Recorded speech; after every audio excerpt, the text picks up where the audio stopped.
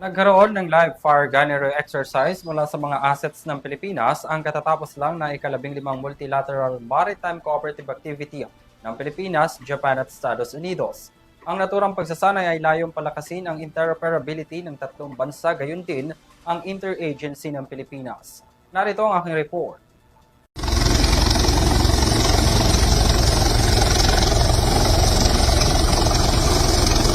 Mas pinalalim raw ang ugnayan ng Pilipinas, Japan at Amerika sa katatapos lang na ika-15 Multilateral Maritime Cooperative Activity o MMCA mula February 23 hanggang 26 na ginanap sa West Philippine Sea. Ang week-long multilateral training na ito ay pagpapakita ng mas malalim pang multilateral training o activity na layong palakasin ang maritime cooperation ng tatlong bansa.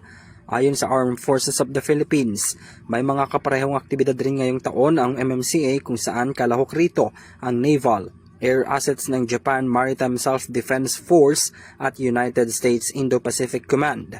Ginamit ng Pilipinas ang ilang assets nito kabilang na ang BRP Antonio Luna kasama ang AW-159 helicopter, mga sasakyang panghimpapawid ng hukbong himpapawid ng Pilipinas gaya ng mga FA-50 fighter jet, C-208B, A-29, Super Tucano at isang Sokol W-3A Search and Rescue Helicopter ayon sa AFP. Ginamit naman ng Japan ang kanilang P-3 Orion Maritime Patrol Aircraft at nag-deploy naman ang US ng USS Dewey DDG-105 at P-8A Poseidon.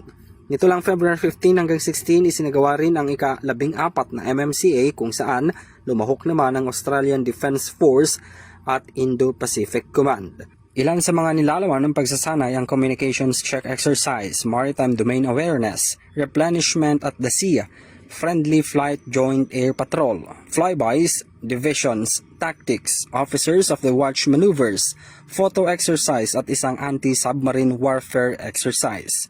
Nagkaroon rin ng live fire gunnery exercise mula naman sa BRP Antonio Luna upang subukin ang accuracy nito at kakayahang tumarget ng real-time maritime conditions. Samantala, lumuhok rin ang Philippine Coast Guard sa pagsasanay kung saan idineploy ang BRP Gabriela Silang na layon ring palakasin pa ang interoperability at koordinasyon sa dagat. Sabi ng PCG, ang matagumpay na ika-15 MMCA ay nagpapakita ng kanilang pagtupad para patatagin ang interagency cooperation at ma-improve ang maritime security at maritime domain awareness. Para sa EuroTV News, ako si Henry V. Nicolas. Sumasaludo sa bawat Pilipino.